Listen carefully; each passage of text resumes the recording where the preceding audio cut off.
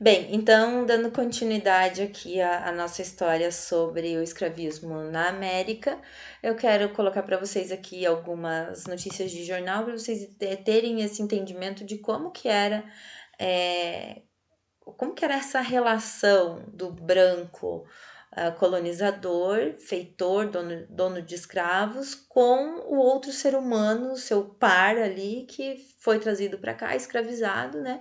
Então vejam, a gente encontra vários e vários jornais falando sobre, por exemplo, o escravo fugido. No dia 8 de outubro do ano próximo passado, fugiu da fazenda Bom Retiro, propriedade, nananã, o escravo José Pardo Claro, 22 anos de idade, estatura regular, cheio de corpo, com a falta de um dente na frente do lado superior, cabelos avermelhados, orelha roxa, fala macia e andar vagaroso. Intitula-se Forro e quando fugiu a primeira vez esteve contratado como camarada em uma fazenda em Capivari. Quem o aprender e entregar ao seu senhor no amparo ou o recolher em qualquer parte será bem gratificado. E protesta-se com todo o rigor da lei contra quem o ocultar.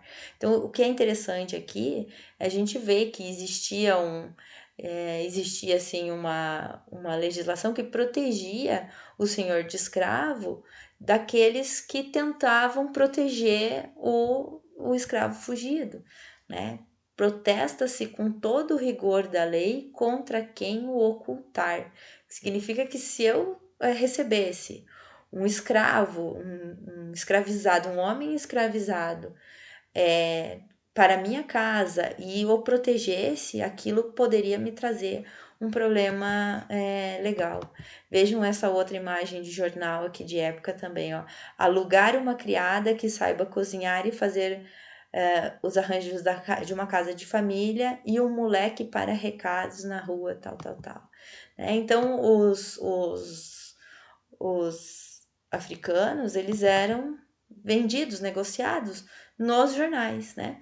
Vende-se uma mulata de 38 anos com um filho de 3 anos de cor clara e compra-se uma negrinha de 10 a 12 anos para tratar na rua tal, tal, tal. Então era como se fosse assim, eu anunciando estou vendendo uma televisão 32 polegadas, né, com um pequeno rachadinho na tela. Era uma negociação como se fosse uma mercadoria qualquer, né? Coisa que nos dias de hoje realmente você vender pessoas, né, nos jornais, como se fosse na internet, seria um absurdo. Observem, por exemplo, essa imagem aqui numa fazenda de café no interior de São Paulo, aqui a senzala, que era o lugar onde ficavam os africanos, os negros, os escravizados, e aqui a quantidade de escravos que essa fazenda tinha.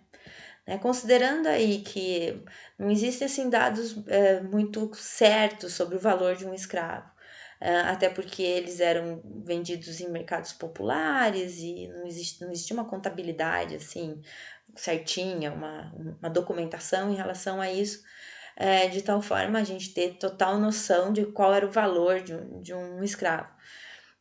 Mas, e também dependia da idade, dependia das habilidades, até da onde ele vinha da África, isso tinha um determinado valor, né? Mas algumas fontes falam no dinheiro atualizado entre 20 a 150 mil reais, entre 20 mil e 150 mil reais. Né? Então, um escravo realmente ele tinha um valor. Imagina o preço, né? O, o valor ou a riqueza dessa fazenda para ter essa quantidade aqui de escravos, né? E o quanto que não se lucrava com a venda do café, que no Brasil foi um dos produtos agrícolas de, que mais movimentou a nossa economia. Algumas dessas senzalas, em algumas partes aí do Brasil, do Rio Grande do Sul, no Paraná também, existem elas conservadas em alguns lugares, para que a gente tenha noção, assim, claro que essa pintura não é de época e tal, mas eram geralmente porões, lugares insalubres, sujos, que não tinham condições nenhuma de sobrevivência e tal. Uma imagem famosa no Brasil aqui é o Pelourinho, lá na Bahia, né? Que era a origem onde hoje acontece os carnavais lá, o Olodum e tal. Acho que foi até onde o Michael Jackson gravou um pedaço de um clipe dele lá, ele foi pro Pelourinho e tal. Enfim, que era o tronco aonde os escravos eram amarrados aqui em praça pública, açoitados, com aquela ideia de exemplo que eu tinha comentado com vocês. Bem, antes de falar sobre a questão da família Mason, eu quero tratar aqui com vocês uma questão muito importante, que é a questão aqui no Brasil, né? A gente está falando muito sobre o George Floyd e tal, mas existem vários eventos aqui no Brasil que nos mostram que a violência policial contra o africano, contra o descendente, o afro-brasileiro, né, o negro brasileiro, ele ainda é um discurso muito presente, né? Caso clássico do, da nossa história recente, aqui em 2013, foi a morte do Amarildo Dias de Souza, que era um pedreiro que morava numa favela e numa batida policial, numa operação policial numa favela do Rio de Janeiro, ele simplesmente foi detido para averiguações e nunca mais voltou. Aí o pessoal da comunidade começou a fazer pressão sobre a polícia e tal, e acabou se descobrindo que o Amarildo foi confundido com um criminoso e acabou sendo morto pela polícia. O corpo dele nunca foi encontrado. Os policiais também não foram responsabilizados, enfim, ficou por isso mesmo, né? Mas era um cara da comunidade, era um cara que trabalhava, mas por conta daquele rótulo, daquele etiquetamento que já comentei com vocês, ele é tido, o cara mora na favela, o cara é negro, pronto, ele é criminoso, ele é bandido, né? E isso é um rótulo que a gente traz na nossa sociedade, infelizmente, que ainda é muito presente. Um outro caso que é muito semelhante com o que aconteceu com o George Floyd é o caso do Sandro. Cadê? Deixa eu achar o Sandro aqui. O Sandro. O Sandro de Oliveira, que é um evento de um sequestro de um ônibus que aconteceu em 2003, 2000, faz 20 anos, não, e agora não me lembro a data que foi. Mas enfim, faz uns tempão aí já falo para vocês qual é a data certinha. O Sandro, ele entrou dentro de um ônibus no Rio de Janeiro, o ônibus 174, e ele rendeu as pessoas lá dentro com uma arma, né? E lá ele simplesmente ele ficou durante horas lá dentro, né? Ficou durante um tempão lá dentro, negociando com os policiais e com todas as pessoas lá dentro. Elas foram sequestradas, elas estavam ali, né? Rendidas pelo Sandro. E aquilo durou muito tempo, porque existiam aqui, ó, essa imagem aqui, ela dá pra ver bem a carinha do menino, né? Ele armado e tal. Foi algo que mobilizou muito o país, todo mundo ficou ali atento, tiveram que fechar a ponte, porque era muito arriscado manter ele ali e tal, né? Ele estava armado, afinal de contas. Tem algumas cenas muito interessantes, essa daqui. Ele pede para uma das vítimas lá do sequestro pegarem o batom e escreverem ali na janela, ó, ele vai matar, quem não tem nada a perder não sabe quando parar. E a questão toda é a seguinte, o Sandro, ele tem uma história como de muitos garotos que são criados em favela, viveu na rua. Ele viu a mãe dele sendo morta dentro da casa aos 8 anos de idade pelo padrasto. Ela morreu esfaqueada, depois ele foi morar na rua.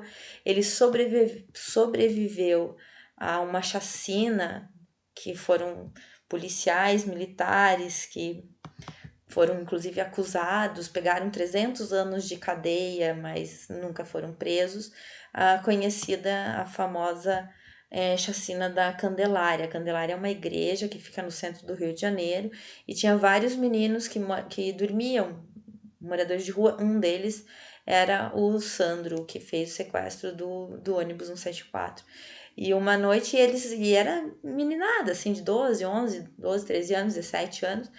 E o Sandro ele tava ali no meio da piazada. E os comerciantes locais começaram a reclamar muito que aquela piazadinha ficava cometendo pequenos roubos, pequenos delitos. Obviamente, não estou defendendo o crime, claro que não. Roubar, matar, é tudo errado. Porém, existe um contexto, né? Um contexto desses meninos moradores de rua que obrigam praticamente eles irem para a rua. Você não vê meninos de famílias burguesas que têm tudo dentro de casa que saem e vão morar na Candelária, né? Isso é uma questão extrema de pobreza, de miséria social, inclusive de abuso infantil dentro de casa por parte do pai, do padrasto, da mãe, dos familiares, e aí expulsa a criança de casa e a criança a criança ou adolescente acaba indo para a rua. E aí os policiais passaram ali numa madrugada e eles meteram bala em um monte de gente ali.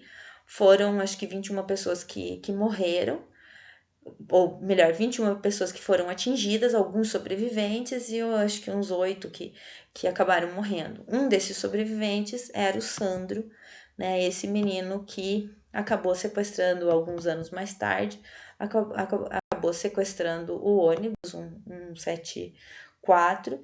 E o resultado disso, aonde que eu quero chegar, é que ao final da operação, quando ele sai do ônibus, aqui tá ele de costa com a refém, em 2000, aqui está aqui a data, 2000. Quando ele sai do ônibus, então, com a última refém, ele tá negociando com os policiais, ele vai se entregar, ele vai ser algemado ali e tal. Sai um policial daqui de trás aqui e ele atira na direção do Sandro. Só que esse menino, ele acaba desviando e a bala atinge a refém. Então, a refém morre e ele é preso. A questão é que quando ele é preso... Opa, deixa eu fazer aqui assim melhor para vocês. Então, deixa eu falar de novo porque eu não sei se apareceu. Então, aqui tá o Sandro de costa, que ele sai, ele tá se entregando, ele tá com a última refém aqui. E sai um policial que tá bem aqui encostadinho, ele atira tentando alvejar o Sandro e pega de raspão no Sandro e pega na refém, ela acaba morrendo. E ele é preso dentro da viatura policial, e obviamente que não tem fotos disso, né? Na viatura policial, ele já rendido, ele já sendo encaminhado para a delegacia para responder por uma série de crimes ali: sequestro, assalto à mão armada, coação, coerção, o próprio sequestro ali das vítimas e tal. Ele é sufocado dentro da viatura policial. Né? Não existe fotos, como eu falei, obviamente, mas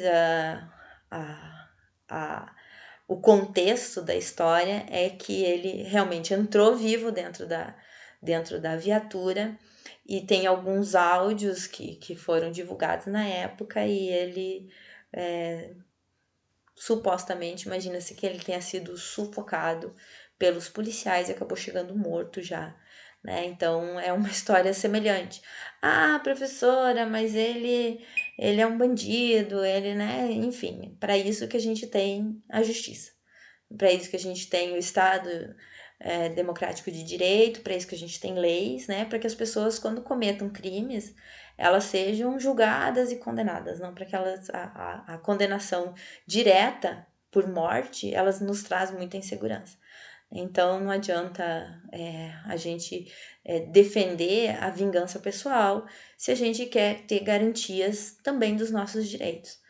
Eu não posso ficar pregando a morte das pessoas aleatoriamente sem um devido processo, porque se eu faço isso, eu tô colocando em risco a minha própria vida. Quem me garante que algum dia eu também não vou ser acusada de um crime e alguém vai tentar fazer justiça com as próprias mãos, né? Então, são casos emblemáticos. O caso do George Floyd, lá nos Estados Unidos, o caso do Sandro do ônibus 174 aqui no Brasil, e tantos outros que seria possível agora recentemente, a morte de vários adolescentes aí, em operações policiais nas favelas do Rio de Janeiro, a menininha lá de 5, 6 aninhos, o rapaz, acho que ontem ou hoje, agora no finalzinho do mês de maio de 2020, um menino de 22 anos que também foi alvejado com um tiro, era mototáxi, motoboy lá, enfim, né? Violência policial no Brasil, ela é cruel, né? Não tô atacando os policiais, porque os policiais também vivem em estado de tensão o tempo inteiro,